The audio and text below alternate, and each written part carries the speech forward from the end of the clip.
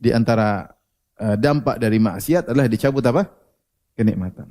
Cabut kenikmatan. Kita lihat orang di kampung yang sederhana, istrinya juga biasa-biasa, hidup tapi bahagia. Tawa, bahagia, ke masjid semangat. Enggak susah-susah bahagia. Dia tidak macam-macam, dia tidak aneh-aneh. Dia rasakan apa? Kebahagiaan. Dampak berikutnya di antara disebut oleh Ibnu Qayyim rahimahullah dalam kitab Al-Jawabul Kafi, kalau seorang maksiat, maka malaikat yang merupakan wali dia yang Allah utus untuk menjaga dia sebagai penasihatnya, ansahul khalq lahu, yaitu makhluk yang paling ingin kebaikan bagi dia, itu malaikat. Kita tahu ada malaikat-malaikat yang Allah kirim kepada orang beriman, seperti Allah sebutkan dalam firman-Nya, innal ladzina qalu rabbuna Allahu tsumma istaqamu tatanazzalu alaihimul malaikatu alla takhafu wa la tahzanu wa abshiru bil jannati allati kuntum tu'adun nahnu awliya'ukum fil hayatid dunya wa fil akhirah. Orang-orang yang istiqamah. Kemudian ketika mau meninggal datanglah malaikat banyak. Kemudian berkata, jangan bersedih, jangan khawatir. Ya, dan bergembiralah dengan surga yang Allah janjikan kepada kalian. Kemudian mereka berkata, nahnu awliya'ukum fil hayatid dunya. Kami adalah penolong-penolong kalian selama di dunia. Jadi malaikat ada yang Allah kirim untuk menolong seorang. Dalam riwayat, meskipun ini mungkin sanadnya bermasalah, disebut oleh Ibnu Qayyim rahimahullah taala, bahwasanya kalau seorang berdusta dengan satu dusta, taba'ada anhul malak milan. Maka malaikat menjauh darinya sejauh 1 mil. Kenapa? Karena busuknya dusta yang dia ucapkan tersebut. Malaikat menjauh. Kalau malaikat menjauh, siapa yang dekat? Jin tomang. Setan dekat. Ta'uzzuhum azza. Bukan dia semangat untuk maksiat. Ya. Maka, dan seorang bisa merasa, kalau dia dekat dengan Allah ada ilham. Dia rasa ilham. Pikirannya diarahkan. Ya. Mungkin ada suatu musibah, tiba-tiba ada yang seakan-akan dia ada firasat. Ya. Bisa jadi itu dari malaikat yang Allah kirim untuk menjaga. Tapi kalau dia bermaksiat, malaikat ini jauh, nggak mau dekat dengan dia. Ganti apa? Syaitan.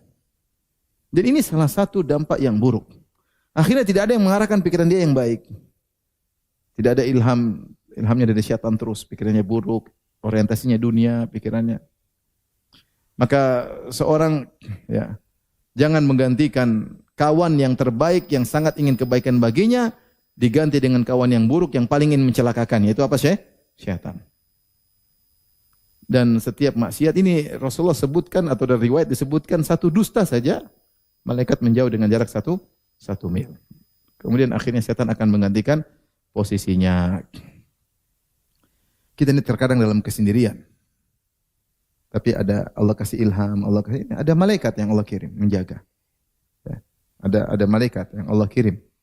Oleh karena seorang berusaha bertakwa kepada Allah agar dia dijaga oleh Allah Subhanahu wa taala.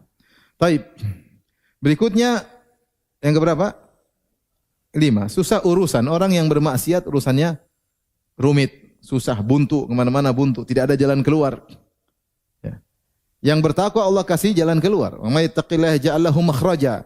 Siapa yang bertakwa Allah kasih jalan keluar. Wa may yattaqillaha yaj'al lahu min amrihi yusra.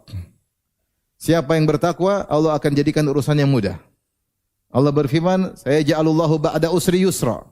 Allah akan jadikan setelah kesulitan ada kemudahan. Ini dalam satu surat At-Talaq. Allah sebutkan 3. Yaj'al lahu makhraja, Allah berikan jalan keluar. Yaj'allahu min amri yusra, Allah bikin urusannya mudah. Saya ja'allahu ba'da usri yusra. Allah jadikan setelah kesulitan ada kemudahan. Kalau orang bertakwa, apapun dia hadapi ada solusinya. Seberat apapun. Jangan demikian kalau memang Allah kasih ujian kepada orang beriman. Semakin tinggi imannya, datang ujian lagi. Tapi ujian itu ada endingnya. Endingnya pasti indah. Kalau dia bertakwa. Kalau dia bertakwa. Nah kalau kita dapat urusan rumit, ruwet, susah, ini hendaknya kita banyak apa? Istighfar. Berarti kurang bertakwa. Syekh Utsaimin menyebutkan jika engkau menghadapi permasalahan tidak ada solusi, berarti takwa diperbaiki. Takwa diperbaiki. Ngelamar ditolak melulu. Nador ditolak. Nador lagi ditolak. Bawa kawan ngantar nador, ternyata yang diterima kawannya, bukan dia. Ini kejadian. Ada kawan nador, bawa temanmu yang dibawa ganteng, salah dia, bawa yang jelek lah. Dibawa ganteng ya.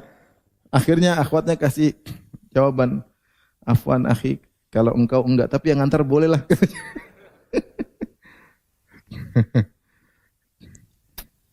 Buntu semuanya, Istighfar, istighfar, istighfar. Ya. Urusan rumah tangga ruwet. Enggak ada jalan keluar. Enggak ada solusi. Ya. Kurang bertakwa, istighfar banyak, kurang dekat dengan Allah Subhanahu wa taala.